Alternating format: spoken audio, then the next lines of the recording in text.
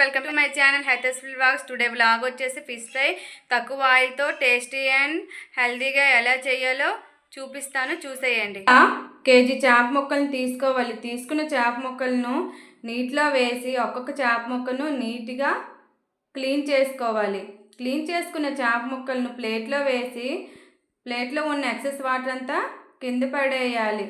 తర్వాత ఒక బౌల్ తీసుకొని అందులో ఫ్రెష్గా రుబ్బుకున్న అల్లం వెల్లుల్లి పేస్ట్, పసుపు, రుచికి తగ్గట్టు సాల్ట్, 2 టేబుల్ స్పూన్ కారం, ఫిష్ మసాలా,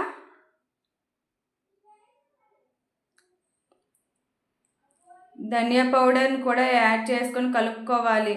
అందులో 2 గుడ్లను కొట్టి వేసి మిశ్రమాన్ని మొత్తం కలుపుకొని కొంచెం కార్న్ ఫ్లోర్ కూడా వేసి మొత్తాన్ని కూడా ఒకసారి కలుపుకోవాలి.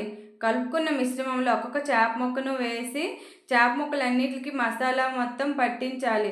పట్టించిన చేప ముక్కలను 1 అవర్ ఫ్రిడ్జ్లో పెట్టుకోవాలి.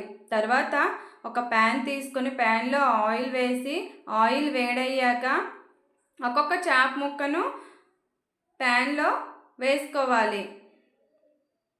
అలాగే మిగతా చేప ముక్కలన్నిటిని కూడా వేసుకోవాలి. వేసుకున్న చేప ముక్కలను ఒక 5 మినిట్స్ తర్వాత రెండో సైడ్ కూడా తిప్పుకోవాలి.